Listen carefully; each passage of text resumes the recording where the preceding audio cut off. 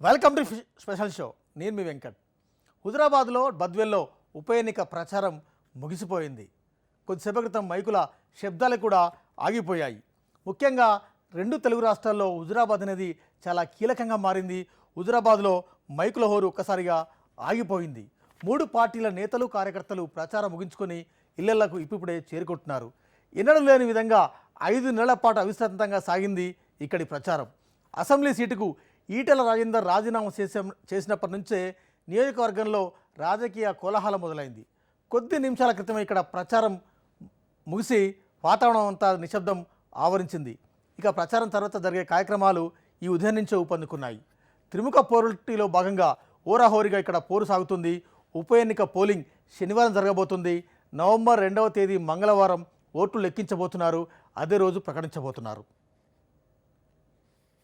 Yes, ఒక్కసారి హుజరాబాద్లో ఓటర్ల వివరాలు ఏ విధంగా ఉన్నాయి, ఎన్ని ఓట్లు ఉన్నాయి, ఎంత అక్కడ ఏ మేరకు ఏర్పాటు చేశారు ఒకసారి చూద్దాం. హోరాహోరీగా సాగిన హుజరాబాద్ పోరులో దాదాపు 2,36,873 మంది ఓటర్లు ఉన్నారు. మహిళలు 1,19,093 మంది ఓటర్లు ఉన్నారు. పురుషులు 1,17,779 మంది ఉన్నారు. అంటే ఇక్కడ హుజరాబాద్లో మహిళా ఓట్లు 2,000 ఎక్కువగా ఉన్నాయి. ఆ మహిళా ఓటు అత్యంత కీలకంగా ఉంది. గత 4 నెలలుగా కొనసాగుతున్న అవిశ్రాంత పోరాటంలో, అవిశ్రాంత ప్రచారంలో మహిళల ఓటింగ్ ఎటువైపు వెళ్తుంది, మహిళల సైలెంట్ ఓటింగ్ అనేది చాలా ముఖ్యమని రాజకీయ పార్టీలు, విశ్లేషకులు భావిస్తూ ఉన్నారు. ఇక అక్కడ ట్రాన్స్జెండర్ ఓటర్లు ఒకరు ఉన్నారు. పోలింగ్ కేంద్రాలు 306 ఉన్నాయి. సమస్యాత్మక కేంద్రాలు దాదాపు 172గా గుర్తించారు. అత్యంత సమస్యాత్మక ప్రాంతాలుగా 63 కేంద్రాలను ప్రకటించారు. ఇప్పటికే 2,000 మంది స్థానిక పోలీసు బలగాలు ఉన్నాయి. 20 కంపెనీల కేంద్ర పారామిలిటరీ బలగాలు అక్కడ మోహరించి ఉన్నాయి.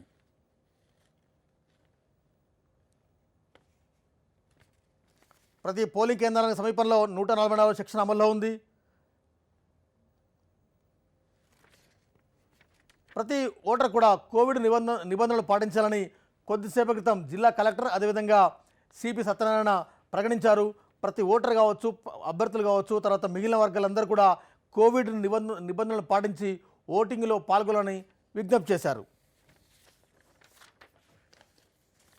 ఎస్, ఒక్కసారి రాజకీయ పార్టీలు దాదాపు 30 మంది అభ్యర్థులు ఈ ఎన్నికల పోరులో ఉన్నారు. 30 మందితో కూడిన ఈవీఎంలు కూడా సిద్ధమయ్యాయి. అభ్యర్థులకు గుర్తులు కేటాయించారు. 30 మంది బరిలో ఉన్నప్పటికీ 3 ప్రధాన రాజకీయ పార్టీలు హోరాహోరీగా ప్రచారం చేశారు. నిజంగా కూడా ఆ పార్టీ బలాలేంటి, ఆ పార్టీ బలహీనతలేంటి, ఈ 4-5 నెలల కాలం పాటు ఏ విధంగా ప్రచారం చేశారు ఒకసారి చూద్దాం. దాదాపు 5 నెలలుగా పార్టీలన్నీ ప్రచారంలో ఉన్నాయి. ఈటెల బర్తరఫ్ నుంచే తెలంగాణ రాష్ట్ర సమితి ప్రచారంలోకి దిగింది.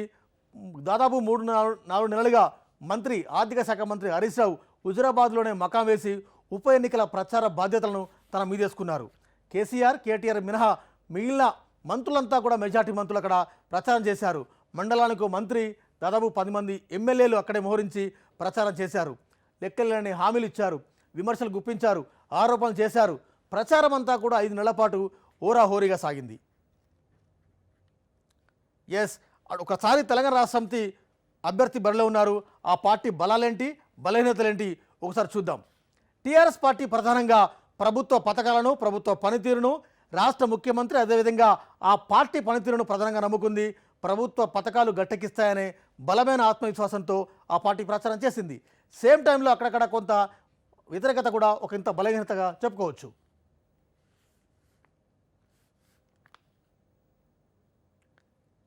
ముఖ్యంగా హుజరాబాద్ ఉప ఎన్నికల ప్రచారంలో దళిత బంధు ప్రధాన అస్త్రంగా టీఆర్ఎస్ పార్టీ భావిస్తుంది.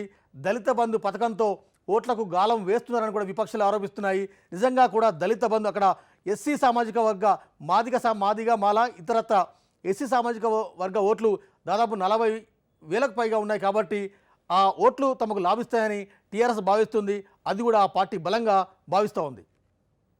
ఇక బలహీనత విషయానికి వస్తే ఆ అభ్యర్థి జూనియర్ కావడం, స్థానిక వాసి అయినప్పటికీ కూడా తెలంగాణ రాష్ట్ర సమితిలో, తెలంగాణ ఉద్యమంలో మొదటి నుంచి పనిచేసినప్పటికీ కూడా ఈ ప్రత్యర్థి పార్టీలతో పోలిస్తే ఆ అభ్యర్థి కొద్దిగా కాస్త జూనియర్ కావడం అది కొద్దిగా బలహీనతగా చెప్తా ఉన్నారు. మరొక కీలకమైన బలం టీఆర్ఎస్కు రాష్ట్ర ఆర్థిక శాఖ మంత్రి హరీష్ రావు. హరీష్ రావు అక్కడ పార్టీ కొంత ప్రతికూల పరిస్థితులు ఎదుర్కొన్న నేపథ్యంలో మొదటి నుంచి కూడా పండగ పబ్బాలను అన్నీ పక్కన పెట్టి మంత్రి హరీష్ రావు తన ప్రచార బాధ్యతలన్నీ కూడా తన మీద వేసుకున్నారు. ఎస్, ఇదే సమయంలో టీఆర్ఎస్ బలహీనత విషయానికి వస్తే ఈటెల రాజేందర్ను తెలంగాణ రాష్ట్ర సమితి నుంచి ఎందుకు బయటికి పంపించాల్సి వచ్చింది, ఎందుకు పంపారో కూడా టీఆర్ఎస్ సరిగా ప్రజలకు చెప్పలేకపోయిందన్న వాదన బలంగా ఉంది.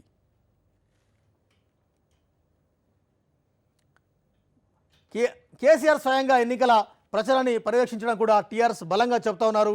మొదటి నుంచి కూడా కేసీఆర్ హుజురాబాద్ క్షేత్రానికి వెళ్ళకపోయినప్పటికీ కూడా హుజురాబాద్ ప్రతి పల్లెలో ఏం జరుగుతుంది, ప్రతి 10 మంది 5 మంది ఇన్ఛార్జీలు ఏం చేస్తున్నారు అనే ప్రతి అంశాన్ని కూడా కేసీఆర్ స్వయంగా ఫోన్లో కావచ్చు ఇతర సాధనాల ద్వారా పర్యవేక్షించారు. అక్కడ నేరుగా వెళ్ళకపోయినప్పటికీ కూడా టీఆర్ఎస్ ప్లీనరీని ఉప ఎన్నిక ప్రచార సభగా మార్చేసి హుజురాబాద్ ఓటర్లకి ఒక సందేశం ఇచ్చే ప్రయత్నం చేశారు. అది కూడా టీఆర్ఎస్ బలంగా చెప్పుకుంటున్నారు. సేమ్ టైంలో ఈటల వెంట ఉన్న వారందరినీ నిజంగా టీఆర్ఎస్ బలాలు బలహీనతలు చూసాం.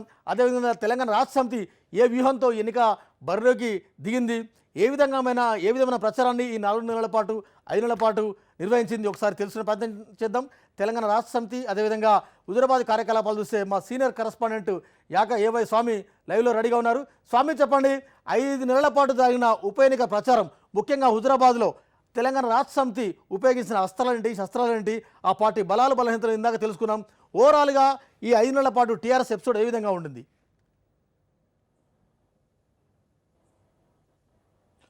వెంకట్, ప్రధానంగా జూన్లో ఈటెల రాజేందర్ మంత్రివర్గం నుంచి బర్తరఫ్ అయిన తర్వాత ఆయన పార్టీకి అదేవిధంగా ఎమ్మెల్యే పదవికి రాజీనామా చేశారు. ఆ రోజు నుంచే టీఆర్ఎస్ పార్టీ హుజురాబాద్ ఉప ఎన్నికను దృష్టిలో పెట్టుకుని తమ ఎన్నికల ప్రచార వ్యూహాన్ని ఖరారు చేసి పార్టీకి సంబంధించినటువంటి మంత్రులు గంగుల కమలాకర్ని, కొప్పుల ఈశ్వరి రంగంలో దింపింది. ఆ తర్వాత మండలం వారిగా గ్రామాల వారిగా ఇన్ఛార్జ్లు వేసి ప్రచారాన్ని విరివిగా నిర్వహించారు. కానీ మధ్యలో ఈటెల రాజేందర్ సంబంధించినటువంటి బలాలు బలహీనత తెలిసినటువంటి సీనియర్ మంత్రి తెలంగాణ ఉద్యమకాలం నుంచి కేసీఆర్ వెంట ఈటెల రాజేందర్ వెంట కలిసి పనిచేసి వీరందరూ కూడా సమకాలంగా పనిచేసినటువంటి అన్ని విషయాలపైన అవగాహన ఉన్నటువంటి పార్టీ ట్రబుల్ షూటర్ హరీష్ రావుని రంగంలో దింపింది. తొలుత 2 నెలల పాటు హరీష్ రావు పార్టీకి సంబంధించినటువంటి గ్రౌండ్ వర్క్ కూడా పూర్తిగా పనిచేశారు. ఒకవైపు బీజేపీకి సంబంధించినటువంటి బలాలు బలహీనతలు, కాంగ్రెస్ సంబంధించిన బలహీనతలు మొత్తం కూడా లెక్క వేసుకొని పార్టీకి సంబంధించిన క్యాడర్ కావచ్చు, నాయకులు కావచ్చు, వారందరూ కూడా ఈటెల రాజేందర్ వెంట వెళ్లకుండా చేయడంలో కొంత సఫలమయ్యారు. పార్టీకి సంబంధించినటువంటి క్యాడర్ను కాపాడుకొని పార్టీ నైతిక స్థైర్యాన్ని కాపాడి ఆ తర్వాత నేరుగా రంగంలో దిగారు. కాంగ్రెస్ పార్టీ నియోజకవర్గ ఇన్ఛార్జి పాడి కౌశిక్ రెడ్డిని, అదేవిధంగా బీజేపీ నేత పెద్దిరెడ్డిని, అదేవిధంగా టీటీడీపీ ఎధ్యక్షులు ఎల్ రామని మొత్తం టీఆర్ఎస్ పార్టీలోకి పార్టీ అధ్యక్షులు కేసీఆర్ సమక్షంలో టీఆర్ఎస్కు చేర్చుకొని నియోజకవర్గాన్ని కూడా పూర్తిగా తమ కంట్రోల్ తీసుకున్న తర్వాతనే ఆయన నేరుగా ప్రచారంలోకి వెళ్ళారు. ఆ తర్వాత మిగతా మంత్రులను, ఎమ్మెల్యేలను, ఎమ్మెల్సీలను, ఎంపీలు అందరూ కూడా సమన్వయం చేసుకుంటూ ప్రచారాన్ని ముందుకు తీసుకెళ్లారు. పార్టీకి సంబంధించినటువంటి విద్యార్థి విభాగం అధ్యక్షుడు గెల్లు శ్రీనివాసు స్థానికుడు మొదటి నుంచి కూడా తెలంగాణ ఉద్యమంలో చురుగ్గా పాల్గొన్నటువంటి విద్యార్థి నేతను ఈటెల రాజేందర్ పైన బరిలోకి నిలిపారు. జూనియర్ అయినప్పటికీ కూడా కేసీఆర్ గతంలో కూడా ఇలాంటి ప్రయోగాలు చేశారు. గతంలో జానారెడ్డి పైన నోముల భగత్ నిలబెట్టి కూడా గెలిచారు. ఆ తర్వాత ఇప్పుడు ఈటెల రాజేందర్ పైన పార్టీకి సంబంధించినటువంటి విద్యార్థి విభాగం నేత గెల్లు శ్రీనివాస్ నిలబెట్టి ఖచ్చితంగా గెలిచి తీరాలనే కసితోటి పార్టీ యావత్ యంత్రాంగంతో కూడా కలిసి పనిచేసింది. పార్టీకి సంబంధించినటువంటి సమన్వయ నాయకత్వంతో పనిచేస్తూనే ఈటెల రాజేందర్ సంబంధించినటువంటి బలాలు బలహీనతలు గుర్తెరిగి వాటికి సంబంధించినటువంటి వ్యూహాన్ని ఖరారు చేసుకుని ఎన్నికల ప్రచారంలో దిగారు. గతంలో 6 సార్లు టీఆర్ఎస్ పార్టీ తరఫున ఎమ్మెల్యేగా గెలిచినటువంటి ఈటెల రాజేందర్ను కౌంటర్ చేయడం కోసం ఇక్కడ పార్టీకి సంబంధించిన ట్రబుల్ షూటర్ సంబంధించినటువంటి ఈటెలను ఎదుర్కోవడం కోసం హరీష్ రావును రంగంలో దింపి పార్టీ అధినేత కేసీఆర్ ఖచ్చితమైనటువంటి ఒక వ్యూహంతో ముందుకెళ్లారు. ప్రతిరోజు కూడా పార్టీ పనిచేస్తున్నటువంటి మంత్రులు కొప్పుల ఈశ్వర్ కావచ్చు, గంగుల కమలాకర్, ఈటెలను సంబంధించి ఎదుర్కోవడం కోసం ఇటు హరీష్ రావును మిగతా ఎమ్మెల్యేలు, ఎమ్మెల్సీలు, ఎంపీలు అందరూ కూడా సమన్వయంతో పనిచేశారు. 6 మండలాలు కూడా ఎక్కడ కూడా పార్టీకి సంబంధించినటువంటి లోటుపాట్లు లేకుండా ఎక్కడ పార్టీకి సంబంధించి బలంగా పనిచేస్తున్నాము, ఎక్కడ మనకు బలహీనతలు ఉన్నాయి వాటి గుర్తెరిగి ఈటెల రాజేందర్ బీజేపీకి వెళ్ళిన తర్వాత పార్టీకి సంబంధించి ఈటెల రాజేందర్ అదేవిధంగా టీఆర్ఎస్ కాకుండా టీఆర్ఎస్ వర్సెస్ బీజేపీకి తీసుకెళ్లడంలో హరీష్ రావు అండ్ టీం ఖచ్చితంగా సక్సెస్ సాధించి చెప్పవచ్చు. ఒకవైపు పెరిగిన పెట్రోల్ ధరలు, డీజిల్ ధరలతో పాటు మహిళా ఓటర్లను ఆకట్టుకోవడం కోసం ప్రతిరోజు కూడా గ్యాస్ సిలిండర్ ధరలను పెంచే విధంగా కేంద్రం ఏ విధంగా ప్రజలను అడ్డువిరుస్తుందో దాన్ని పదే ప్రజలకు గుర్తు చేస్తూ కేంద్రం బీజేపీ పార్టీకి సంబంధించినటువంటి ఒక గుర్తును కావచ్చు, బీజేపీని కూడా పూర్తిగా కార్నర్ చేయడంలో హరీష్ రావు టీం కొంత సక్సెస్ సాధిందని చెప్పుకోవచ్చు. ఈ క్రమంలోనే పూర్తి స్థాయిలో గతంలో మొదటి నుంచి కూడా టీఆర్ఎస్ పార్టీకి కంచుకోటగా ఉన్నటువంటి ఈ హుజురాబాద్ నియోజకవర్గాన్ని ఖచ్చితంగా మరోసారి తమ సిట్టింగ్ స్థానాన్ని తమ ఖాతాలో వేసుకోవడం కోసం అన్ని రకాల ప్రయత్నాలు చేస్తున్నారు. ఈటెల రాజేందర్ గతంలో 6 సార్లు అక్కడ గెలిచి ఖచ్చితంగా పట్టున నేత కావడంతో కూడా పార్టీకి సంబంధించినటువంటి అన్ని రకాల స్థానిక సంస్థల నేతలు కావచ్చు, యావత్ యంత్రాంగం అంతా కూడా ఆయన వైపు వెళ్లకుండా అన్ని రకాలుగా వారికి పార్టీకి సంబంధించి నచ్చజెప్పి పార్టీ అధికారంలో ఉంటుంది, మరో 2 ఏళ్లు మనం అధికారంలో ఉంటాం కాబట్టి ఎవరు కూడా ఆయన వైపు వెళ్లకుండా దాదాపుగా పార్టీ నేతలందరూ కూడా తమ వైపు ఉంచుకోవడంలో వీళ్ళు ఖచ్చితంగా సక్సెస్ అయ్యారు. పార్టీ అధికార పార్టీ అంటే మనం బద్వేల్ చూసాం. బద్వేల్లో వైసీపీ అంత సీరియస్గా ఈ ఉప ఎన్నికను తీసుకోలేదు. కానీ ఇక్కడ తెలంగాణ రాష్ట్ర సమితి 5 నెలల పాటు మంత్రులు, తర్వాత ఎమ్మెల్యేలు, తర్వాత మిగిలిన ఎంపీలు అక్కడే మకాం వేసి ఎందుకు అంత సీరియస్గా ప్రచారం ఎంత సీరియస్గా తీసుకున్నట్టు ఏం చెప్తారు? అంటే ఖచ్చితంగా టీఆర్ఎస్ పార్టీ అధినేత కేసీఆర్ ఎవరైనా సరే పంతం పడితే వాళ్ళ అంతం చూసేదాకా వదలాలని చెప్పేసి ఏ విధంగా ఈటెల రాజేందర్ చెప్పారో అదే వ్యూహాన్ని ఇక్కడ కేసీఆర్ అమలు చేశారు. పార్టీకి నుంచి ఆయన మంత్రివర్గం నుంచి కేసీఆర్ బర్తరఫ్ చేసిన తర్వాత ఈటెల రాజేందర్ అక్రమాలకు పాల్పడ్డాడు, ఆ అసైన్ భూములను ఆక్రమించుకున్నారని చెప్పేసి ఏదైతే టీఆర్ఎస్ పార్టీ అలిగేషన్ ఉందో అలిగేషన్ ప్రజల్లోకి తీసుకెళ్లారు. మరోవైపు ఈటెల రాజేందర్ కూడా తనను అకారణంగా బయటకు తొలగించారు, తన ప్రాబల్యాన్ని గిట్టలేకన బయటకు పంపించారని చెప్పి ఆయన చెప్పుకున్నప్పటికీ కూడా టీఆర్ఎస్ పార్టీ ఒకవైపు పార్టీకి సంబంధించినటువంటి అధినేత ఇష్టం లేకపోతే బయటికి వెళ్తే ఏం జరుగుతుందో చేసి చూపించాలని చెప్పేసి చేసే ఒక ఉద్దేశంతో ఖచ్చితంగా టీఆర్ఎస్ పార్టీ యావత్ యంత్రాంగం అంతా కలిసికట్టుగా పనిచేసింది. మరోవైపు దీన్ని అత్యంత కాస్ట్లీయెస్ట్ ఎన్నికగా మనం చెప్పుకోవచ్చు. దేశవ్యాప్తంగా అనేక ఉప ఎన్నికలు జరుగుతున్నప్పటికీ కూడా హుజురాబాద్ ఉప ఎన్నిక దాదాపు రాష్ట్ర ప్రభుత్వమే దాదాపు 4,000 కోట్లకు పైగా ప్రభుత్వ పథకాలను అక్కడ అమలు చేసే విధంగా నిధులు కేటాయించింది. ఒకవైపు ప్రభుత్వ పరంగా పార్టీ పరంగా అన్ని రకాల అస్త్రశస్త్రాలను ఉపయోగించి ఈటెల రాజేందర్ ఎట్టి పరిస్థితుల్లో మట్టి కనిపించాలి, ఖచ్చితంగా దెబ్బతీయాలని చెప్పేసి వ్యూహంతో టీఆర్ఎస్ పార్టీ ఖచ్చితమైన వ్యూహంతో పనిచేసింది. దళిత బంధు లాంటి పథకాన్ని దాదాపు 22,000 మంది కుటుంబాలకు లబ్ధి చేకూర్చే పథకాన్ని అక్కడనే పైలట్గా ప్రారంభించి ముఖ్యమంత్రి నేరుగా వెళ్ళి దాన్ని ప్రారంభించి వచ్చారు. దానికి సంబంధించినటువంటి ఈసీ దాన్ని ఆపడంతో దాన్ని కూడా కారణం చేస్తూ ముందుకెళ్లారు. మనం చూస్తున్నాం ఖచ్చితంగా ఈటెల రాజేందర్ ఓటమి లక్ష్యంగానే టీఆర్ఎస్ పార్టీ పనిచేసింది. ఆ దిశగానే హరీష్ రావు అండ్ టీం ఖచ్చితంగా వ్యూహంతో పనిచేసిందని మనం చెప్పుకోవచ్చు. Venkat, thank you very much ఏవే Swami, thank you for your updates. మొత్తానికి సామవేద దండోపాయాలని టీఆర్ఎస్ ప్రయోగిస్తుందని చెప్పగానే చెప్పవచ్చు. దాదాపు 5 నెలల నుంచి మంత్రులంతా కూడా అక్కడే మకాం వేసి ప్రచారం చేశారు. ముఖ్యంగా ఆర్థిక శాఖ మంత్రి హరీష్ రావు ఎన్నికల ప్రచారాన్ని అంతా కూడా తన భుజస్కంధాలపై వేసుకున్నారు. ఈ సాయంత్రం ఆయన తిరిగి హైదరాబాద్ చేరుకోబోతున్నారు. రైట్, ఒకసారి బీజేపీ అదేవిధంగా కాంగ్రెస్ మిగిలిన రాజకీయ పార్టీల గురించి అప్డేట్ తెలుసుకునే ముందు హుజురాబాద్ బద్వేల్లో మైకులు ఒక్కసారిగా మూగబోయాయి. ప్రచారం పరిసమాప్తమైంది. 2 తెలుగు రాష్ట్రాల్లోనే కాదు, దక్షిణాది రాష్ట్రాల్లో అత్యంత కీలకంగా భావిస్తున్న హుజురాబాద్ ఉప ఎన్నికపై జనమంతా ఆసక్తిగా తిలకిస్తున్నారు. ఇప్పటిదాకా టీఆర్ఎస్ బలాలు బలహీనతలు చూసాం. ఒకసారి ప్రధాన రాజకీయ పార్టీ భారతీయ జనతా పార్టీ అభ్యర్థి బలాలేంటి, బలహీనతలేంటి, ఏ వ్యూహంతో అక్కడ అభ్యర్థి ముందుకు సాగారు, ఈ 4-5 నెలల పాటు అక్కడ ప్రచార సరళి ఏ విధంగా సాగింది ఒకసారి తెలుసుకునే ప్రయత్నం చేద్దాం. ముఖ్యంగా హుజురాబాద్లో బీజేపీ బలమంతా కూడా ఈటెల రాజేందర్ ప్రచారంలో కేంద్ర మంత్రులు ఉన్నారు, జాతీయ స్థాయి నేతలు పాల్గొన్నారు. వారం రోజులుగా కేంద్ర మంత్రి కిషన్ రెడ్డి అదేవిధంగా ఆ పార్టీ రాష్ట్ర అధ్యక్షుడు బండి సంజయ్ అక్కడే మకాం వేశారు. ప్రతిష్టాత్మకంగా కేంద్ర పార్టీ తీసుకుంది. అందుకే నేతలంతా కూడా సీరియస్గా ప్రచారంలో మునిగి తేలారు. అమిత్ షా కోర్ టీం ఆధ్వర్యంలో ఉప ఎన్నికల ప్రణాళికను రచించారని చెప్తున్నారు. జితేందర్ రెడ్డి అక్కడ ఇన్ఛార్జ్గా ఉన్నారు. మండలాలకు అదేవిధంగా గ్రామాలకు శక్తి కేంద్రాలను, శక్తి టీంలను నియమించారు. ముఖ్యంగా కేంద్ర బీజేపీ పార్టీ ఈ ఉప ఎన్నికను అత్యంత కీలకంగా, అత్యంత ప్రతిష్టాత్మకంగా తీసుకుందని చెప్పాలి. ఒకసారి బీజేపీ బలమేంటి, బలహీనతలేంటి, ఈ 4 నెలల పాటు 5 నెలల పాటు ప్రచారం ఏ విధంగా సాగింది? ముఖ్యంగా బీజేపీ బలం అంతా కూడా అక్కడ అభ్యర్థి ఈటెల రాజేందర్, అతను ఒక్కరే బీజేపీకి బలం. ప్రధాన బలహీనత పెట్రోల్ డీజిల్ ధరల వడ్డనలు. ఈ వడ్డనలపై టీఆర్ఎస్ అదేవిధంగా కాంగ్రెస్ తర్వాత మిగిలిన రాజకీయ పక్షాలు చేస్తున్న ప్రచారాన్ని తిప్పికొట్టలేకపోవడం, ఆన్సర్ చేయలేకపోవడం. మరొక రకమైన బలం బీజేపీది రాజీనామా చేసి ఈటెల రాజేందర్ వెనువెంటనే పాదయాత్ర చేయడం. మరొక బలహీనత పార్టీ సంస్థాగతంగా అంతగా భారతీయ జనతా పార్టీకి లేకపోవడం. మరొక బలం బీజేపీ పార్టీకి కేంద్ర పార్టీ స్వయంగా రంగంలో దిగడం, రాష్ట్ర పార్టీ నేతలు స్వయంగా రంగంలో దిగడం, కేంద్ర పార్టీ స్వయంగా ఎన్నికల బాధ్యతలను పర్యవేక్షించడం. మరొక బలహీనత ఈటెల వెంట గ్రామస్థాయిలో ప్రజాప్రతినిధులు ఎవ్వరూ కూడా పాత తరం నేతలు అదేవిధంగా తనతో ఉన్న నేతలు లేకపోవడం. ముఖ్యంగా బీజేపీకి మరొక రకమైన బలం నేరుగా అమిత్ షా ఈటెల ప్రచారంపై దృష్టి పెట్టడం, ఎప్పటికప్పుడు అమిత్ షానే వాకప్ చేయడం.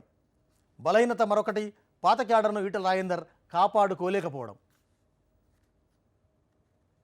బీజేపీకి మరొక బలం టీఆర్ఎస్ చేసే ప్రతి ప్రచారాన్ని తిప్పికొట్టే ప్రయత్నం చేయడం.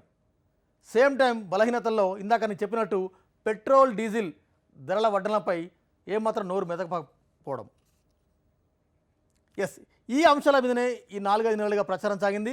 ఇంకా ఏ వ్యూహంతో బీజేపీ బరిలో ఉంది, ఏ అంశాలు ఈ 4-5 నెలలుగా ప్రభావితం చేశాయి, అసలు ఆ పార్టీ అప్డేట్స్ ఏంటి ఒకసారి తెలుసుకునే ప్రయత్నం చేద్దాం. మా పొలిటికల్ బ్యూరో చీఫ్ సత్య లైవ్లో రెడీ ఉన్నారు. సత్య, గుడ్ ఈవినింగ్. చెప్పండి, భారతీయ జనతా పార్టీ బలాలు బలహీనతలు ఇందాక మనం డిస్కస్ చేసి ఉన్నాం. ప్రచారం కూడా పరిసమాప్తం అయిపోయింది. ఇంకా ఈ 4-5 నెలలుగా బీజేపీ ఏ రకమైన వ్యూహంతో క్షేత్రంలోకి వెళ్ళగలిగింది? అంటే వెంకట్, మొత్తంగా తెలంగాణ బీజేపీ హుజురాబాద్ ఉప ఎన్నికను చాలా ప్రతిష్టాత్మకంగా తీసుకొని చెప్పచ్చు. గతంలో జరిగిన అంటే తెలంగాణలో రెండో ప్రభుత్వం ఏర్పడిన తర్వాత గతంలో జరిగిన దుబ్బాక, నాగార్జున సాగర్ కంటే కూడా హుజురాబాద్ ఎన్నికలను తెలంగాణ బీజేపీ అత్యంత ప్రతిష్టాత్మకంగా తీసుకుందనడానికి ఇటీవల ఎన్నికల ప్రచారంలో అమిత్ షా మీటింగ్ కానీ ఆ తర్వాత ఇప్పటివరకు పార్టీ ముఖ్య నాయకులంతా కూడా హుజురాబాద్లోనే దాదాపు 10 రోజుల నుంచి మకాం వేశారు. మండల స్థాయిలో మాజీ ఎంపీలను ప్రకటించిన బీజేపీ ఆ తర్వాత కేంద్ర మంత్రి అదేవిధంగా బీజేపీ రాష్ట్ర అధ్యక్షుడు పూర్తిగా నియోజకవర్గంపైనే దృష్టి పెట్టి ఎన్నికలను అత్యంత ప్రతిష్టాత్మకంగా తీసుకున్నామని చెప్పే ప్రయత్నం హుజురాబాద్ ప్రజలకు తెలియజేశారు. ఇంకా ప్రధానంగా మాజీ మంత్రి ఈటెల రాజేందరే బీజేపీకి అత్యంత బలంగా కూడా చెప్పుకోవచ్చు. ఆయన పైన ఉన్న సానుభూతి తెలంగాణ బీజేపీ ఆశించిన స్థాయిలో తన అంచనాలు చేరుకుంటుందని బీజేపీ అంచనాలు వేస్తుందని చెప్పవచ్చు. ఆయనే ఆ పార్టీకి అత్యంత బలం అని చెప్పవచ్చు. ఇక ఇప్పటి వరకు ప్రచారం ముగిసింది. రేపటి నుంచి జరగబోయే పోల్ మేనేజ్మెంట్పై తెలంగాణ బీజేపీ దృష్టి పెట్టింది. బీజేపీకి బలం కూడా ఆ పార్టీకి ఉన్న శక్తి కేంద్రాలు అదేవిధంగా కమిటీలకు సంబంధించిన వార్డు కమిటీలు అన్నీ కూడా ఉన్నాయి కాబట్టి వాటి ద్వారా పోల్ మేనేజ్మెంట్ చేయడం చాలా ఈజీ అనే ఒక భావనలో తెలంగాణ బీజేపీ ఉంది. అందుకే అక్కడే ఉండి అధికార పార్టీ అధికారం దుర్వినియోగం చేసే అవకాశం ఉంది కాబట్టి కేంద్ర మంత్రి కిషన్ రెడ్డి దాదాపు వారం రోజుల పాటు అక్కడే ఉండి ఎక్కడికక్కడ పార్టీ కార్యకర్తలు నాయకులకు అదేవిధంగా ఈటెల రాజేందర్ కూడా పూర్తి మద్దతునిచ్చి అక్కడ ఓటర్లను భయపెట్టకుండా చేసే ఒక ప్రయత్నం కూడా తెలంగాణ బీజేపీ చేసింది. ఇక బీజేపీ రాష్ట్ర అధ్యక్షుడు బండి సంజయ్ కూడా పూర్తిగా పార్టీ నాయకులను రాష్ట్ర వ్యాప్తంగా ఉన్న ముఖ్య నాయకులను కూడా పూర్తిగా హుజురాబాద్లో అక్కడ ప్రచారాన్ని కేటాయించి ఎట్టి పరిస్థితుల్లో తాము గెలవబోతున్నామనే ఒక సంకేతాన్ని అంటే పార్టీ అభ్యర్థిని పార్టీ నాయకులందరినీ కూడా ఒకే వేదిక ద్వారా ప్రజల ముందు ఉంచే ఒక ప్రయత్నం బీజేపీ చాలా గట్టిగా చేసింది. సీనియర్ నాయకులు బీజేపీ జాతీయ ఉపాధ్యక్షులు డీకే అర్నా మాజీ మంత్రులతో పాటు పూర్తిగా ముఖ్య నాయకులందరూ కూడా అక్కడే తిష్ట వేసి ప్రచారం చేశారు. వీటితో పాటు బీజేపీ సెంటిమెంట్ గా భావించే దుబ్బాకతో పోలిస్తే జిహెచ్ఎంసీతో పోలిస్తే నాగార్జున సాగర్తో పోలిస్తే ఎందుకు హుజురాబాద్ను కేంద్ర బీజేపీ అత్యంత కీలకంగా తీసుకుంది? అమిత్ షా, నడ్డా, మిగిలిన తదితర జాతీయ స్థాయి నేతలంతా కూడా హుజురాబాద్ మీద ఎందుకు ఫోకస్ చేయాల్సి వచ్చిందంటే ఏం చెప్తారు? అంటే వెంకట్, మీరు అన్నట్టుగా బీజేపీ అధిష్టానం చాలా సీరియస్గా తీసుకుంది. ఎందుకంటే 3వసారి కేంద్రంలో బీజేపీ అధికారం రావాలంటే ఇప్పటికే ఉత్తర భారతదేశంలో ఇప్పటివరకు అధికారంలో ఉండి ఎక్కువ ఎంపీ సీట్లు సాధించిన బీజేపీ ఈసారి 3వసారి అధికారం రావాలంటే దక్షిణాదిలో కీలకంగా ఉన్న తెలంగాణలో పాగా వేయాలి, అత్యధికంగా ఎంపీ సీట్లు సాధించాలనే ఒక వ్యూహంతో తెలంగాణ బీజేపీ జాతీయ పార్టీ ఇప్పటికే వ్యూహంతో ఉంది. గత ఎన్నికల నుంచే తెలంగాణపై దృష్టి పెట్టింది. అందులో భాగంగానే ఈసారి అసెంబ్లీ ఎన్నికలకు ముందు సెమీఫైనల్గా వచ్చే హుజురాబాద్ ఎన్నికల్లో అభ్యర్థి బలంగా ఉన్నాడు, అధికార పార్టీ నుంచి వచ్చాడు, అదేవిధంగా అధికార పార్టీపై వ్యతిరేకం ఉంది. దాన్ని బీజేపీ క్యాచ్ చేసుకొని ఈసారి గెలిస్తే వచ్చే అసెంబ్లీ ఎన్నికల్లో ఈ ప్రభావం తెలంగాణలో బీజేపీ వైపు వస్తుంది, బీజేపీ వేవ్ వస్తుందనే ఒక అంచనా జాతీయ పార్టీ వేసి అందులో భాగంగానే బీజేపీకి అత్యంత సీనియర్ నాయకుడు లేదా బీజేపీ ట్రబుల్ షూటర్గా పేరున్న హోంశాఖ మంత్రి అమిత్ షా పర్యవేక్షణలో పూర్తిగా హుజురాబాద్ ఎన్నిక ప్రచారం జరిగిందని చెప్పొచ్చు. అందుకే పార్టీకి సంబంధించిన ప్రతి నాయకుడు పూర్తిగా హుజురాబాద్లోనే ఉండాల్సిన హుజురాబాద్లో ఆ పార్టీకి బలం అంతా కూడా ఈటెల రాజేందర్ వల్లే బీజేపీకి బలం, మనం అవునన్నా కాదన్నా. కానీ సేమ్ టైంలో ఈటెల రాజేందర్కు సానుభూతి క్షేత్రస్థాయిలోకి వెళ్ళిపోయిందా? ఎందుకంటే సానుభూతి మీదనే భారతీయ జనతా పార్టీ కావచ్చు, ఈటెల రాజేందర్ కావచ్చు ప్రధానంగా ఆధారపడే పరిస్థితి ఏ విధంగా ఉందంటారు? వాస్తవంగా ఈ రాష్ట్ర ప్రభుత్వం నుంచి బయటకు వచ్చి ఆయన బర్తరఫ్ చేసినప్పటి నుంచి ప్రజల్లోకి వెళ్ళి ప్రజల దగ్గరే ఉండి అదే నియోజకవర్గంలో దాదాపు ఆయన రాజీనామా చేసే కంటే ముందు కూడా ఆయన పూర్తిగా నియోజకవర్గ ప్రజల ద్వారానే ప్రజలుగా చుట్టే తిరుగుతూ వచ్చుడు. ఆయనకు జరిగిన అన్యాయాన్ని పదే పదే ప్రజలకు చెప్పడం ద్వారా ఆయనపై సానుభూతుందనే ఒక ప్రచారం భావన బీజేపీలో ఉంది. అదే తనను గట్టెక్కిస్తుందనే ఒక ఆలోచనలో కూడా మాజీ మంత్రి ఈటెలో ఉన్నట్టుగా తెలుస్తుంది. దీనికి తోడు అదనంగా కేంద్రంలో అధికారంలో ఉన్న బీజేపీ ఆయనకు పూర్తిగా మద్దతు ఇస్తుంది. ఇటీవల జరిగిన ఆదిలాబాద్ మీటింగ్లో అమిత్ షా చేసిన కామెంట్స్ కానీ హుజురాబాద్లో అభ్యర్థి ఈటెలను పదే పదే పోవడం వెనుక కూడా కేంద్ర ప్రభుత్వం పూర్తిగా మద్దతు ఉంది, ఎక్కడ భయపడొద్దు, తాము ఉన్నామనే ఒక భావన కల్పించడానికి తోడు కేంద్ర మంత్రి కిషన్ రెడ్డి కానీ బీజేపీ రాష్ట్ర అధ్యక్షుడు బండి సంజయ్ కానీ పూర్తిగా ఆయన దగ్గరే ఉండి ఎట్టి పరిస్థితుల్లో ప్రజలను భయభ్రాంతులు చేయకుండా కేంద్రం అధికారంలో ఉంది, కేంద్రం తమకు పూర్తి అండగా ఉంది కాబట్టి ఎట్టి పరిస్థితుల్లో ప్రజలు భయపడొద్దు, స్వేచ్ఛగా ఓటు హక్కు వినియోగించుకోవడం కావాల్సిన అన్ని ఏర్పాట్లు కేంద్ర ప్రభుత్వం కూడా పర్యవేక్షిస్తున్న విధంగా కూడా ఇప్పటికే పార్టీ సంకేతాలు అందింది. దీనికి తోడు పార్టీ ఇన్ఛార్జ్ తరుణ్ చుగ్ పూర్తిగా రోజు ప్రచారంలో ఎవరెవరు ఉంటున్నారు, ఎవరెవరు ఎక్కడ పాల్గొంటున్నారు, సీనియర్ నాయకులందరూ కూడా అన్ని మండలాల్లో హాజరవుతున్నారు లేదా అనే అంశాన్ని కూడా తరుణ్ చుగ్ పూర్తి రిపోర్ట్ని ఎప్పటికప్పుడు అధిష్టానానికి ఇవ్వడం వల్ల తెలంగాణ బీజేపీ రాష్ట్ర శాఖ కూడా పూర్తి బాధ్యత నిర్వహించింది. పూర్తిగా హుజురాబాద్లో ఈటల రాజేందర్ బలం ఎంత అయితే ఉపయోగపడిందో అదే స్థాయిలో పార్టీ కూడా పూర్తిగా ఆయనకు పూర్తి మద్దతు ఇచ్చిందనే ఒక భావన తెలంగాణ బీజేపీలో ఉంది. సెంటిమెంట్తో పాటు బీజేపీ అదనంగా కూడా ఆయన బలం కూడా కలిసి వస్తుందని బీజేపీ ఒక అంచనా వేస్తుందని చెప్పచ్చు. Yes, thank you very much Satya. ఇప్పుడు చిన్న బ్రేక్ తీసుకుందాం. బ్రేక్ తర్వాత కాంగ్రెస్ పార్టీ బలాలేంటి, బలహీనతలు ఏంటి, అక్కడ అభ్యర్థి బలం ఏంటి, బలహీనత ఏంటి, అదేవిధంగా ఓవరాల్గా ఈ 5 నెలల పాటు హుజురాబాద్ కేంద్రంగా కరీంనగర్ జిల్లా వ్యాప్తంగా ఏ విధంగా ప్రచారం జరిగిందో మా ప్రతినిధులు వివరిస్తారు. టీఆర్ఎస్ బీజేపీ హుజురాబాద్లో దాదాపు 4 నెలలుగా ఏం చేశాయి, ఏ ప్రచార వ్యూహంతో క్షేత్రస్థాయిలోకి వెళ్ళాయి, రేపు ఎన్నికలకు రేపు పోలింగ్కి ఏ విధంగా సర్వసన్నద్ధమైంది అనే అంశాన్ని మా ప్రతినిధుల ద్వారా తెలుసుకునే ప్రయత్నం చేశాం. ఒకసారిగా మరొక ప్రధాన రాజకీయ పార్టీ కాంగ్రెస్ ఈ 3-4 నెలల కాలంలో హుజురాబాద్లో ఏం చేసింది, ఏ విధంగా తన ప్రచార అస్త్రాన్ని ప్రచార వ్యూహాన్ని ఎంచుకుంది, రేపు పోలింగ్లో ఓటింగ్లో ఏ విధంగా మూవ్ అవుతుంది ఒకసారి తెలుసుకునే ప్రయత్నం చేద్దాం. ముఖ్యంగా కాంగ్రెస్లో 3 దఫాలుగా పీసీ చీఫ్ రేవంత్ అక్కడికి వచ్చి ప్రచారం చేశారు. గ్రూపులకు అతీతంగా ఎన్నడూ లేని విధంగా ఉత్తమ్, విహెచ్ సహా కాంగ్రెస్ సీనియర్లంతా కూడా అక్కడే ప్రచారం చేశారు. మల్లు బట్టి విక్రమార్క అదేవిధంగా మిగిలిన సీనియర్లంతా కూడా అక్కడ ఉండి ప్రచారం చేశారు. కాంగ్రెస్ జీవన్ రెడ్డి అదేవిధంగా శ్రీధర్ బాబు మిగిలిన నేతలంతా కూడా సీతక్కతో సహా అందరూ అక్కడే ఉండి ప్రచారం చేశారు. హుజురాబాద్కు ఈసారి ప్రచారానికి యథావిధిగా కోమటిరెడ్డి బ్రదర్స్ ఎంపీ అదేవిధంగా ఎమ్మెల్యే ఇద్దరు కోమటిరెడ్డి బ్రదర్స్ హుజురాబాద్కు ఉప ఎన్నిక ప్రచారానికి దూరంగా ఉన్నారు. ముఖ్యంగా కాంగ్రెస్ పార్టీ బలం బలహీనతలు ఒకసారి చూద్దాం. ముఖ్యంగా కాంగ్రెస్ పార్టీ బలం పీసీసీ చీఫ్ రేవంత్ స్వయంగా ప్రచారంలో ఉండడం, ఈ ఓటు నాకే వేసినట్టు లేక ఈ పీసీసీ చీఫ్గా అధ్యక్షునిగా బాధ్యతలు స్వీకరించిన తర్వాత తొలిసారిగా నాకు జరుగుతున్న ప్రత్యక్ష పరీక్ష అని స్వయంగా ఆయన 3 సార్లు వచ్చి ప్రచారం చేయడం. సేమ్ టైంలో బలహీనత విషయానికి వస్తే అభ్యర్థి ఎంపికలో తీవ్రమైన జాప్యం జరగడం, అంటే నోటిఫికేషన్ వచ్చేంత వరకు అభ్యర్థిని ప్రకటించకపోవడం. ఆ పార్టీకి ఉన్న మరొక బలం గ్రూపులకు అతీతంగా సీనియర్లు ప్రచారం చేయడం.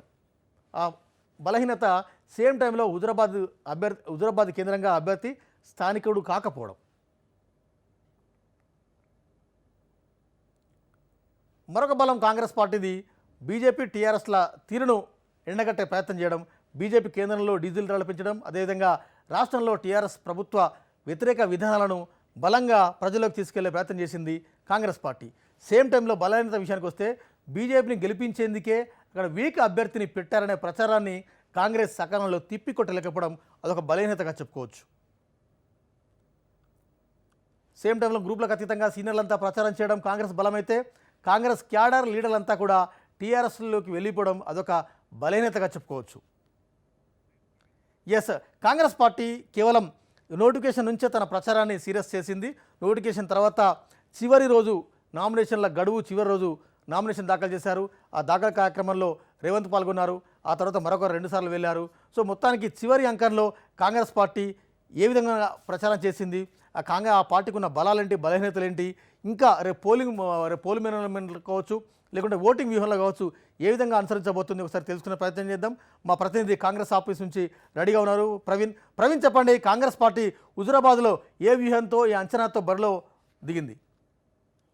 ఎస్ వెంకట్ ఇప్పటివరకు కాంగ్రెస్ పార్టీ మాత్రం ఏదైతే అభ్యర్థిని ప్రకటించిందో అభ్యర్థి ప్రకటించినప్పటి నుంచి కూడా యూత్ను మాత్రమే బరిలోకి దింపామని చెప్పేసి కూడా ఒక వ్యూహంతో ముందుకెళ్తున్న పరిస్థితి మాత్రం ఉందని చెప్పుకోవచ్చు. అదే వ్యూహంతో అభ్యర్థికి సంబంధించినంతవరకు మాత్రం గతం నుంచి కూడా నిరుద్యోగుల సమస్య కావచ్చు, యూత్ పక్షాలు మాత్రం పూర్తి స్థాయిలో పోరాటం చేశారు అని చెప్పేసి కూడా ప్రజలకు కూడా తెలుపుతూ ముందుకెళ్తున్న పరిస్థితి మాత్రం ఉందని చెప్పుకోవచ్చు. ఎందుకంటే గతంలో హైదరాబాద్ వేదికగా ప్రతిభను ముట్టడి సందర్భంలో కావచ్చు, దాంతోపాటుగా నిరుద్యోగులకు సంబంధించినంతవరకు పూర్తి స్థాయిలో మాత్రం ఉద్యోగుల్ని ఆకర్షించే విధంగా కూడా పూర్తి స్థాయిలో మాత్రం ఎన్నికల ప్రచారంలో పాల్గొన్నారని చెప్పేసి కూడా ఇప్పటివరకే పార్టీకి సంబంధించిన ముఖ్య నేతలు కూడా తెలిపిన పరిస్థితి మాత్రం చెప్పుకోవచ్చు. దీంతో పాటుగా కాంగ్రెస్ పార్టీకి సంబంధించిన ముఖ్య నేతలందరూ కూడా ఈసారి ప్రచార కార్యక్రమాలు కూడా నిర్వహించిన పరిస్థితి మాత్రం ఉంది. గతంలో ఎప్పుడైనా కాంగ్రెస్ పార్టీ అంటేనే అంతర్గత విభేదాలు ఉంటాయి, ప్రచార కార్యక్రమాల్లో కూడా ఎవరు కూడా పాల్గొన్నారు, ఒకరు ప్రచారానికి వస్తే మాత్రం ఇంకొకరు కూడా ప్రచారానికి రారు అనే వెనుకడి మాత్రం ఉంటుండే. కానీ ఈసారి మాత్రం టీపీసీసీ అధ్యక్షుడిగా రేవంత్ రెడ్డి ఎన్నికైన తర్వాత అప్పటి నుంచి కూడా ఎన్నికలకు సంబంధించినందుకు ఇక్కడ జరిగినా కూడా అందరూ సమన్వయంతో పనిచేయాలని చెప్పేసి కూడా ఒక కలిసికట్టుగా కూడా ఈ ఎన్నికల్లో మాత్రం ప్రచార కార్యక్రమాలు నిర్వహించిన పరిస్థితి మాత్రం ఉంది చెప్పుకోవచ్చు. ఎందుకంటే కాంగ్రెస్ పార్టీకి సంబంధించిన సీరియల్ అందరూ హుజూరాబాద్ వేదికగా ప్రచార కార్యక్రమాలు నిర్వహించారు. ఉత్తమ్ కుమార్ రెడ్డితో పాటు వీచ హనుమంతరావు వరకు ప్రతి ఒక్క కాంగ్రెస్కి సంబంధించిన సీనియర్ లీడర్లు అందరూ కూడా ప్రచార కార్యక్రమాలు నిర్వహిస్తూ వస్తున్న పరిస్థితి మాత్రం ఉంది. యూత్కు సంబంధించినందుకు బల్మూరు వెంకట్ని కూడా గెలిపించాలని చెప్పేసి కూడా గతం నుంచి కూడా ఒక ప్రచార కార్యక్రమాలు కూడా నిర్వహించిన ప్రవీణ్, ఈసారి కాంగ్రెస్ కొత్త స్లోగన్ ఎంచుకుంది. హుజూరాబాద్ క్షేత్రంలో ఇంటికి ఒక ఓటు వేయాలి, కనీసం మీరు ఎన్ని ఓట్లన్నీ ఎవరికైనా వేసుకోండి, కానీ ఇంటికి ఒక ఓటు వేయండి, ఇంటికి ఒక నిరుద్యోగుడు నాడు, ఆ నిరుద్యోగుడు మాకు ఓటు వేయండి అంటే ఈ ప్రచారాన్ని ఎట్లా చూస్తారు మీరు? ఎస్, ఎందుకంటే కాంగ్రెస్ పార్టీ మాత్రం మొదటి నుంచి కూడా అభ్యర్థి ఎవరైతే ఉన్నారో అభ్యర్థి మాత్రం యూత్ పక్షాన ఉంటాడు, యూత్కు సంబంధించినంత వరకు మాత్రం నిరుద్యోగుల పక్షాన పోరాటం చేస్తాడని చెప్పేసి కూడా కాంగ్రెస్ పార్టీ చెప్పుకుంటూ వస్తుంది. కాబట్టి ఈ నేపథ్యంలో మాత్రం ప్రతి ఇంట్లో కూడా చదువుకున్న వ్యక్తి ఉంటాడు, చదువుకున్న వ్యక్తి మాత్రం పక్కాగా యూత్ అందరూ కూడా కాంగ్రెస్ పార్టీకి వేస్తుంది. ఆ విధంగా మాత్రమే ఎన్నికల ప్రచారాన్ని నిర్వహించాలని చెప్పేసి కూడా కాంగ్రెస్ పార్టీ మొదటి నుంచి భావించింది. అందులో భాగంగానే ప్రతి ఒక్క ఇంటికి కూడా ఒక్కొక్కరు యూత్ మాత్రం కాంగ్రెస్ పార్టీకి ఓటు వేయాలని చెప్పేసి కూడా కోరుతూ వచ్చిన పరిస్థితి మాత్రం ఉందని చెప్పుకోవచ్చు. ఇదే నేపథ్యంలో మాత్రం తెలంగాణ రాష్ట్రం ఏర్పడిన తర్వాత పూర్తి స్థాయిలో మాత్రం ఉద్యోగులకు సంబంధించినంత వరకు ఇప్పటివరకే నోటిఫికేషన్ల విషయంలో మాత్రం రాష్ట్ర ప్రభుత్వం ఎక్కడ కూడా ముందుకు వెళ్ళలేదు. రాష్ట్ర ప్రభుత్వం మాత్రం నోటిఫికేషన్లు ఇస్తామని చెప్పేసి కూడా జాప్యం చేస్తానే విషయాన్ని కూడా ప్రజలకు గుర్తు చేస్తున్నాయి. దీంతో పాటుగా ఏదైతే కేంద్ర ప్రభుత్వం గ్యాస్ సిలిండర్ల ధరలు పెంపు కావచ్చు, అదేవిధంగా టీఆర్ఎస్ పార్టీ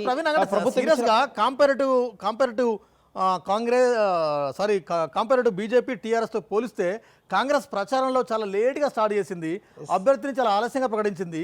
అభ్యర్థి ఎంపికలో, అభ్యర్థి ప్రకటనపై కూడా టీఆర్ఎస్ కానీ బీజేపీ కానీ రకరకాల ఆరోపణలు, రకరకాల విమర్శలు చేసింది.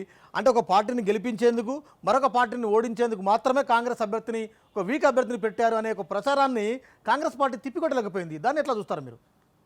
ఎస్, ఎందుకంటే కాంగ్రెస్ పార్టీ మాత్రం మొదటి నుంచి మాత్రము మాకు గెలుపు దిశగా అడుగులు వేస్తాము అని చెప్పేసి కూడా ఒక ధీమాతో మాత్రమే ఉన్న పరిస్థితి మాత్రం ఉందని చెప్పుకోవచ్చు. ఎందుకంటే ఒక పార్టీకి సంబంధించినంత వరకు నేతని గెలిపించడానికే కాంగ్రెస్ పార్టీ అభ్యర్థిని ఆలస్యంగా ప్రకటించింది. అభ్యర్థికి సంబంధించినంత వరకు ప్రకటించడానికి కూడా దాదాపు 3 నుంచి 4 పేర్లు కూడా మొదటగా అనుకున్నా కూడా అభ్యర్థులకు సంబంధించినంత వరకు మాత్రం ఎవరిని ప్రకటించాలి అనే దానిపైన కూడా తర్జన పడిన పరిస్థితి మాత్రం ఉంది. గాంధీ భవన్ వేదిక నుంచి కూడా పూర్తి స్థాయిలో మాత్రం అభ్యర్థి విషయంలో మాత్రం కొన్ని గంటల పాటు పార్టీకి సంబంధించినంత వరకు ముఖ్య నేతలందరూ కూడా చర్చించిన అనంతరం మాత్రం బల్మూరు వెంకట పేరును కూడా ఫైనల్ చేసిన పరిస్థితి మాత్రం ఉంది. ఇదే నేపథ్యంలో మాత్రం ఒక పార్టీ అభ్యర్థిని గెలిపించడానికి కాంగ్రెస్ పార్టీ ముందుకెళ్తుంది, లోపైకాయ ఒప్పందం చేసుకుందని చెప్పేసి కూడా ప్రచారం కూడా చేసిన పరిస్థితి మాత్రం ఉంది. దీనికి సంబంధించినంత వరకు మాత్రం కాంగ్రెస్ పార్టీకి సంబంధించిన నేతలు మాత్రం తిప్పికొట్టడంలో కొంతవరకు విఫలమయ్యారు అని దానిపైన కూడా రాజకీయ పార్టీల్లో ఒక చర్చ కూడా జరుగుతున్న పరిస్థితి మాత్రం ఉందని చెప్పుకోవచ్చు. కాంగ్రెస్ పార్టీ ఏదైతే ఎన్నికల ప్రచారంలో వాడిన అస్త్రం ఉందో, నిరుద్యోగులకు సంబంధించినంత వరకు ఉద్యోగుల నోటిఫికేషన్ లేదు, నోటిఫికేషన్కు సంబంధించినంత వరకు తెలంగాణ రాష్ట్ర ప్రభుత్వాన్ని పూర్తి స్థాయిలో మాత్రం ఒక ప్రశ్నించాలంటే మాత్రం బల్మూరు వెంకటని గెలిపించాలని చెప్పేసి కూడా గతం నుంచి కూడా ప్రశ్నిస్తూ వస్తున్న పరిస్థితి మాత్రం ఉంది. ఎన్నికల ప్రచారంలో ఇదే అస్త్రంగా కాంగ్రెస్ పార్టీ కూడా వెళ్ళింది. కాబట్టి ఈ నేపథ్యంలో మాత్రం కాంగ్రెస్ పార్టీకి సంబంధించిన ముఖ్య నేతలు ఎన్నికల ప్రచారంలో పాల్గొన్నారు. కాబట్టి కాంగ్రెస్ పార్టీకి పూర్తి స్థాయిలో మాత్రం ఏ విధంగా ప్రజలు ఆదరిస్తారు అనే దానిపైన కూడా ఒక క్లారిటీ రావాల్సిన పరిస్థితి మాత్రం ఉంది. ఎందుకంటే అభ్యర్థి విషయంలో ఆలస్యమైంది, ఎన్నికల ప్రచారాన్ని కూడా ఆలస్యంగా మొత్తం ముందుకెళ్ళింది. Yes, thank you very much Praveen. మొత్తానికి అటు టీఆర్ఎస్, కాంగ్రెస్, బీజేపీ 3 ప్రధాన రాజకీయ పార్టీలు నువ్వా అన్న తరహాలో చివరిదాకా ప్రయత్నించాయి, చివరిదాకా ప్రచారం చేసుకున్నాయి. మైకులు కట్ అయిపోయాయి, ప్రచారం ముగిసింది, ప్రలోభాల ఎర మొదలైపోయింది. సో మొత్తానికి హుజూరాబాద్లో పెద్ద ఎత్తున నగదు కూడా ఈ సందర్భంగా పట్టుబడింది. దాదాపు 3,50,00,000 రూపాయలు నగదు పట్టుబడింది. 7 లక్షల విలువైన మద్యం పట్టుబడింది. అదేవిధంగా గంజాయి పట్టుకున్నారు. అదేవిధంగా పేలుడు పదార్థాలు పట్టుకున్నారు. 2 లక్షల విలువైన చీరలు పట్టుకున్నారు. 10,60,000 విలువైన బంగారం, వెండి ఆభరణాలు కూడా పట్టుకున్నారు. అల్లర్లు సృష్టించే దాదాపు 1,284 మంది వ్యక్తులను బైండ్ ఓవర్ చేశారు. ఎన్నికల నియమావళి ఉల్లంఘించిన వివిధ రాజకీయ పార్టీలపై దాదాపు 116 కేసులు కూడా నమోదయ్యాయి. గతంలో ఎన్నడూ లేని విధంగా ఈసారి ఎన్నికల సంఘం చాలా సీరియస్గా వ్యవహరించిందని చెప్పవచ్చు. సో మొత్తానికి హుజురాబాద్లో ఎన్నికల ప్రచారం ముగిసింది. స్థానికేతర వ్యక్తులు నియోజకవర్గాన్ని వదిలి వెళ్ళిపోవాలని కరీంనగర్ సిపి సత్యనారాయణ స్పష్టం చేశారు. లేని పక్షంలో కఠిన చర్యలు తప్పవని హెచ్చరించారు. ఎస్ఐ 2,000 మంది సిబ్బందితో 22 కంపెనీల కేంద్ర రాష్ట్ర సాయుధ బలగాలు సిపి ఆధ్వర్యంలో పటిష్ట బందోబస్తు ఏర్పాటు చేయడం జరిగిందని చెప్పారు సత్యనారాయణ. స్థానికేతరులు అంటే హుజురాబాద్ కాన్స్టిట్యున్సీ సంబంధించిన వాళ్ళు కాని వాళ్ళు ఎవరైనా సరే ఇమ్మీడియట్ తక్షణం ఖాళీ చేసి వెళ్ళిపోవాలి. ఇలాగే చాలా ఎన్నికల నిబంధనల మేరకు చట్ట ప్రకారం చర్యలు తీసుకోబడతాయి. సో 7 గంటల తర్వాత ఎవరు కూడా హుజురాబాద్ సంబంధించిన 5 మండలాలు సంబంధించిన వ్యక్తులు తప్ప మిగతా వాళ్ళు ఎవరు స్థానికేతరులు ఎవరు ఇక్కడ ఉండటానికి వీల్లేదు. అట్లాగే ప్రచారంలో అనేక ఒకరి కంప్లైంట్లు చేసుకున్నారు. అన్ని ఎంక్వైరీలు చేసాము. ఎలక్షన్ కమిషన్కి సబ్మిట్ చేయడం జరిగింది. బట్ కరీంనగర్ సిపి బయట చూసాం. ముఖ్యంగా హోరాహోరీ ప్రచారం ముగిసింది. పోరు కూడా ముగిసింది. కేవలం పోలింగ్ మాత్రమే మిగిలి ఉంది. కేవలం 71 గంటలు మాత్రమే పోలింగ్ గడువు ఉంది. ఈ 71 గంటల ముందు ఇంకా ప్రధాన పార్టీల అభ్యర్థులు ఎవరు ఏం చేస్తారన్నది క్వశ్చన్ మార్క్గా ఉంది. ఎందుకంటే ఎక్కడి వారు ఎక్కడి బలగాలు అన్నీ కూడా ఎక్కడి వారు అక్కడ తిరిగి వారి వారి స్థానాలకు వెళ్ళిపోయారు. కేవలం అభ్యర్థులు మాత్రమే కార్యక్షేత్రంలో కార్యస్థానాల్లో ఉన్నారు. ఓటింగ్ కోసం పోలింగ్ కోసం సర్వం సన్నద్ధమైంది. దాదాపు 2,36,000 మంది ఓటర్లు ఉన్నారు. మహిళా ఓటర్లు, పురుష ఓటర్లు కలిపి 2,36,000 మంది 2,36,000 మంది ఉన్నారు. ముఖ్యంగా 5 మండలాలు హుజురాబాద్, జమ్మికుంట, కమలాపూర్, ఇల్లంతకుంట, వీనవంక ఈ 5 మండలాల పరిధిలో 2,36,000 మంది ఓటర్లు తమ ఓటును వినియోగించుకునేందుకు ఎన్నికల సంఘం అన్ని ఏర్పాట్లు చేసింది. ఒకసారి మా జిల్లా ప్రతినిధి కరీంనగర్ జిల్లా ప్రతినిధి శ్రీనివాస్ ఉన్నారు. హుజురాబాద్లో దాదాపు 2-3 నెలలుగా అక్కడే ఉండి రిపోర్టింగ్ చేస్తూ ఉన్నారు. ఒకసారి మరిన్ని వివరాలు అడిగి తెలుసుకునే ప్రయత్నం చేద్దాం. Srinivas, good evening. ఓవరాల్గా మీరు 4-5 నెలలుగా గమనిస్తూ వస్తున్నారు. వివిధ రాజకీయ పక్షాల ప్రచారం ముగిసింది. ఈ 4-5 నెలలుగా రాజకీయ పక్షాల ప్రచారం ఏ విధంగా ఉంటుంది? ఎన్నికల సంఘ ఏర్పాట్లు పోలింగ్ కోసం ఏ విధంగా ఉన్నాయి? వెంకట్ గారు, వెరీ గుడ్ ఈవినింగ్. హుజురాబాద్లో ప్రచారం ముగిసి 1 గంట అయిపోయింది. మరొక 72 గంటల సమయం అవుతుంది. మరి 30 తారీఖున ఉదయం 7 గంటలకు ప్రారంభం కానున్న ఈ యొక్క ఉప ఎన్నిక పోలింగ్కి సంబంధించినంత వరకు అయితే పోలింగ్ అధికారులు అన్ని ఏర్పాట్లను పూర్తి చేశారు. ఇక గత మే 1వ తారీఖు నుంచి చూసుకొని ఇప్పటి వరకు కూడా ఈ సాయంత్రం 7 గంటల వరకు కూడా ఇక్కడ 30 మంది అభ్యర్థులు పోటీలో ఉన్నప్పటికీ కేవలం 3 అభ్యర్థులు అంటే ప్రధాన పార్టీలైన బీజేపీ, టీఆర్ఎస్, కాంగ్రెస్ పార్టీల మధ్యనే ఇది పోటీ ప్రధానంగా ఉందని చెప్పుకోవచ్చు. అయితే ఈ మూడిట్లో కూడా టీఆర్ఎస్, బీజేపీ డి అంటే డి అనే విధంగా గత 5 నెలలుగా కూడా ప్రచారాన్ని కొనసాగించాయి. క్షేత్రస్థాయిలో ముఖ్య నేతలంతా కూడా ఇక్కడే మాకాం వేసి ఈ యొక్క హుజురాబాద్ ఉప ఎన్నికలో ఎలాగైనా గెలవాలని ప్రచారం నిర్వహించారు. ఇక్కడి నుంచే సీఎం కేసీఆర్ కూడా దళిత బంధుకు సంబంధించిన పథకాన్ని కూడా ఇక్కడ శ్రీకారం చుట్టారు. అయితే దీన్ని బీజేపీ కూడా ఆషామాషిగా తీసుకోలేదు. మొదటిసారి టీఆర్ఎస్ నుంచి బయటకు వచ్చిన ఈటెల రాజేందర్ ఇప్పుడు మరొకసారి బీజేపీ నుంచి పోటీ చేయడంతో ఒక గుర్తు అయితే మరి పూర్తి స్థాయిలో గత 18 సంవత్సరాలుగా మరి కారు గుర్తుతో పోటీ చేసిన వ్యవస్థలో మరి బీజేపీ కమలాన్ని కూడా ప్రమోట్ చేయాలనే ఈ కమలం నేతలంతా కూడా ఈటెల రాజేందర్కు సంఘీభావం ప్రకటించారు. అయితే ఇక కాంగ్రెస్ కూడా పూర్తి స్థాయిలో 1 నెల రోజులుగా అంటే నోటిఫికేషన్ వెలువడే ముందు నుంచి నోటిఫికేషన్ వెలువడిన తర్వాత అభ్యర్థి 8వ తారీఖున ఈ యొక్క నామినేషన్ వేయడము, తాను కూడా యువకుడు, విద్యార్థి నాయకుడు బల్మూరు వెంకట్ కూడా ప్రచారంలో కొంత తనకున్న పరిధిలో అయితే ప్రచారాన్ని కంప్లీట్ చేశారు. అయితే మొట్టమొదటిగా చెప్పుకోవాల్సింది అయితే అధికార పార్టీకి సంబంధించిన మంత్రులు అయితే ఇక్కడే స్థానికంగా ఉండడమే కాదు, ప్రతి మండలానికి ఒక మంత్రి, గ్రామానికి ఒక ఎమ్మెల్యే, అలాగే ఎమ్మెల్సీలు కూడా ఇక్కడ ప్రచారంలో పాల్గొంటున్నారు. గత సుదీర్ఘకాలంగా అంటే గత ఒక ఉప ఎన్నికకు సంబంధించిన ప్రచారంలో ఇది కొనసాగలేదు. ఇది ఒక సాధారణ ఎన్నిక కన్నా ఇది ఒక అసాధారణమైన రీతిలో ప్రచారం జరిగింది. సో ప్రపంచంలోనే ఇది చాలా ఖరీదైనగా కూడా ఈ రాజకీయ పార్టీలు దీన్ని అభివర్ణించాయి. ఈ నేపథ్యంలోనే ఈ యొక్క హుజురాబాద్ ఉప ఎన్నికపైనే రాష్ట్ర వ్యాప్తంగానే కాదు దేశవ్యాప్తంగా కూడా ఇది పోలీస్ శ్రీనివాస్, మన ఈ ఉదయం నుంచి చూస్తున్నాం ప్రలోభాల ఎర ప్రచారం ముగిసింది, ప్రలోభాల ఎర మొదలైంది. ఈ ఉదయం నుంచి మనం అనేక విజువల్స్ కూడా చూస్తున్నాం. ప్రలోభాలు విపరీతంగా జరుగుతున్నాయి. కానీ పోలీస్ శాఖ కావచ్చు, తర్వాత కేంద్ర బలగాలు కావచ్చు, ఏం చేస్తున్నాయంటే ఏం చెప్తారు? గత వారం రోజులుగా పోలీస్ బలగాలు అయితే కవాతులు నిర్వహిస్తున్నాయి. 5 మండలాలకు సంబంధించినంత వరకు అయితే ఈ మండలాల వారిగా కూడా ఈ బృందాలను కూడా ఎక్కడికక్కడ పంపించారు. అయితే పార్టీలు మాత్రం పకడ్బందీ ప్రణాళిక చేసుకున్నాయని చెప్పుకోవచ్చు. ఇప్పటికే గత 5 నెలలుగా ఇక్కడ మాకాం వేసి ఉన్న నేతలు కావచ్చు, అలాగే అతి ముఖ్యమైన పార్టీకి సంబంధించినంత వరకు అయితే ఈ యొక్క సుమారు 7,000 మంది కూడా ఇదే కాన్స్టిట్యున్సీలో నాయకులు కార్యకర్తలందరూ కూడా ఎక్కడి వారు అక్కడే ఇది ఒక ప్రణాళిక ప్రకారం ఈ యొక్క డబ్బుల పంపిణీ కార్యక్రమాన్ని అయితే చేపట్టినట్టు తెలుస్తుంది. అయితే ఇక బీజేపీ కూడా ఈ యొక్క దీనికి సంబంధించినంత వరకు అయితే ప్రచారంతో వెళ్తున్న పరిస్థితి అయితే మనకు కనిపిస్తుంది. ఇక పార్టీలు అయితే ఖచ్చితంగా ఈ ఎన్నికల్లో ఎలాగైనా గెలవాలని చెప్పి థ్యాంక్ యూ వెరీ మచ్. హుజురాబాద్తో పాటు కడప జిల్లా బద్వేల్ అసెంబ్లీ ఉపస్థానం కూడా చాలా ఇంపార్టెంట్. ఉపస్థానం కడప ఉప ఎన్నిక నేపథ్యంలో నియోజకవర్గ పరిధిలో పారామిలిటరీ బలగాలను ఇప్పటికే రంగంలోకి దింపారు.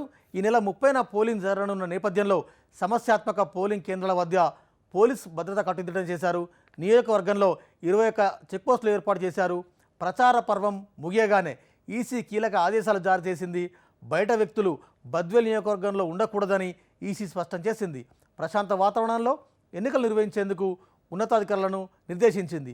మరోవైపు బద్వేల్ నియోజకవర్గంలో మొత్తం 2,15,292 మంది ఓటర్లున్నారు. వారిలో 107,355 మంది మహిళా ఓటర్లు కాగా 107,910 మంది పురుష ఓటర్లున్నారు. మరో 22 మంది ట్రాన్స్జెండర్ ఓటు హక్కును వినియోగించుకోబోతున్నారు. సో మొత్తానికి బద్వేల్లో కూడా ఏపీలో తెలుగు రాష్ట్రాలు అదొక కీలకమైన ఉప ఎన్నిక చెప్పొచ్చు. కానీ అక్కడ ఈసారి టీడీపీ పోటీలో నిలవకపోయినప్పటికీ కూడా 2 రాజకీయ పార్టీలు అయితే అక్కడ బరిలో ఉన్నాయి. ఇంకా ఇండిపెండెంట్ అభ్యర్థులు కూడా ఉన్నారు. నిజంగా బద్వేల్ ఉప ఎన్నిక ఏ విధంగా ఉండబోతుంది ఒకసారి తెలుసుకునే ప్రయత్నం చేద్దాం. మా కడప జిల్లా ప్రతినిధి నాగరాజ్ ఫోన్ లైన్లో ఉన్నారు. Nagaraj, good evening. చెప్పండి, కడప ఉప ఎన్నిక సంబంధించి బద్వేల్ ఉప ఎన్నిక సంబంధించి మీ దగ్గర ఎలాంటి సమాచారం ఉంది? కడప జిల్లా బద్వేలు ఉప ఎన్నికకు సంబంధించి కొద్దిసేపటి కిందటే ప్రచార గడువు కూడా ముగియడంతో అన్ని రాజకీయ పార్టీలు కూడా ప్రచారాన్ని ముగించాయి. అయితే గడిచిన ఈ నెల 1వ తారీఖు నుంచి కూడా వైసీపీ కావచ్చు, బీజేపీ కాంగ్రెస్ పార్టీలు కూడా పోటీలో ఉండడంతో ట్రయాంగిల్ ముఖన పోటీ అని కూడా ప్రచారం జరిగింది. అయితే మొదటి నుంచి కూడా కొంత కాంగ్రెస్ పార్టీ వైసీపీకి కూడా దీటుగానే పోటీని ఇస్తుందని చెప్పినప్పటికీ కూడా కొంత ప్రచారంలో మాత్రం కొంత చల్లబడిందనే చెప్పొచ్చు. అయితే మొదట్లో మాత్రం దాదాపు సుమారు 20 మంది స్టార్ క్యాంపెయినర్లు ప్రకటించి ఇక్కడ వైసీపీ బీజేపీకి ఇటుగా కూడా ఇక్కడ ప్రచారం నిర్వహించాలని కాంగ్రెస్ పార్టీ అధిష్టానం కూడా వ్యూహరచన చేసినప్పటికీ కూడా స్టార్ క్యాంపెయినర్లలో మాత్రం ఒక 2-3 తప్ప ఎవరు ప్రచారం రాకపోవడంతో మాజీ ఎమ్మెల్యే ప్రస్తుత కాంగ్రెస్ అభ్యర్థి కమలమ్మ కూడా తన పరిచయాలతో మాత్రమే ప్రచారం కొనసాగించింది. అయితే మరోవైపు వైసీపీ కావచ్చు, బీజేపీ కావచ్చు పోటాపోటీగా కూడా ప్రచారాలు నిర్వహించాయి. అయితే మొదట్లో కొంత సందడి లేకుండా ప్రచారాలు సాగినప్పటికీ కూడా గడిచిన 10 రోజులుగా కూడా బీజేపీ వైసీపీ మధ్య కూడా మాటల తూటాలు పేలాయని కూడా చెప్పొచ్చు. అయితే thank you very much Nagaraj. అటు బద్వేల్ ఇటు హుజురాబాద్ ఉప ఎన్నిక ప్రచారం ముగిసింది.